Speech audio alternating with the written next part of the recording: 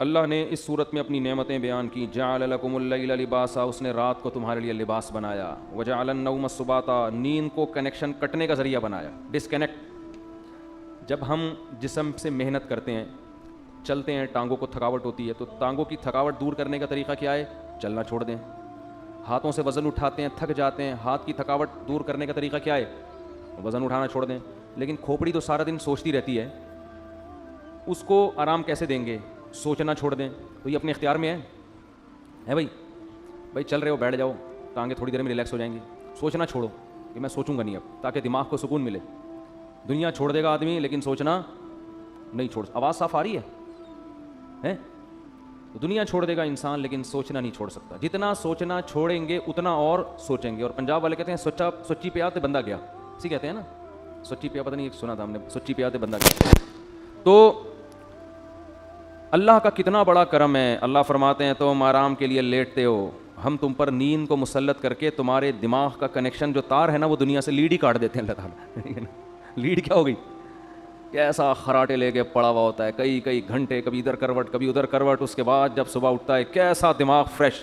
صبح کے وقت میں ایسا لگتا ہے جیسے نئی زندگی مل گئی ہے. صبح اتنا سکون ہوتا ہے انسان کی طبیعت میں. اس سکون کی سب سے بڑی علامت پتہ ہے کیا ہے؟ کہ صبح آپ خاموش ہوتے ہیں.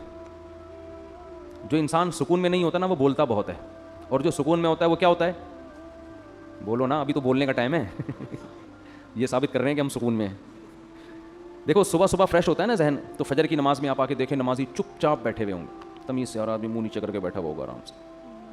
امام اگر 2 منٹ لیٹ بھی ہو جائے کوئی پیچھے مڑ کے نہیں دیکھتا, تکلیف نہیں ہوتی کسی کو, آ جائے گا بھائی کو, بھاگا تھوڑی جا رہا ہے. لیکن ظہر اثر میں دیکھیں آپ, ایک گہما گہمی, کوئی ادھر دیکھ رہا ہے, کوئی یوں دیکھ رہا ہے, کوئی گھڑی کو دیکھ رہا ہے, کوئی پیچھے دیکھ رہا ہے, وضو خانے میں امام کہاں گیا بھائی. گھروں میں بھی آپ دیکھیں صبح اٹھ کے بچے اسکول جا رہے ہوتے ہیں, مائیں ان کو ناشتے کرا رہی ہوتی ہیں, ہلکی پھلکی بات ہوتی ہے, بیٹا یہ لے آؤ, یہ کر لو, وہ اس طرح, جو ضرورت کی بات, ٹو دا پوائنٹ. وہ خاموش ہوتا ہے انسان.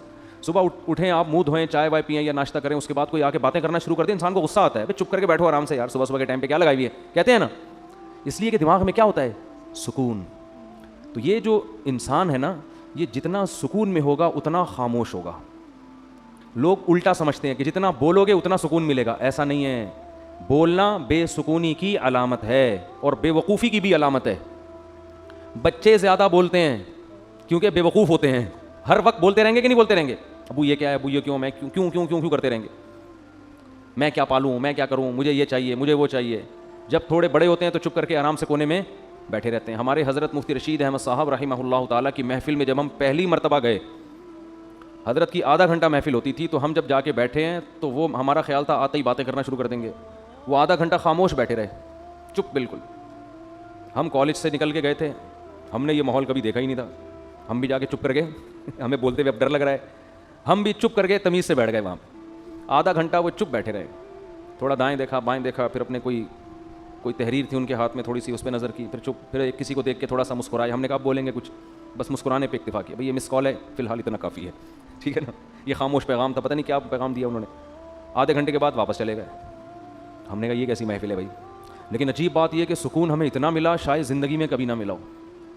ایسا سکون ملا, اڑے یہ کیا ہے بھائی, ایسی خاموش جیسے سکینت آسمان سے اتر رہی ہے.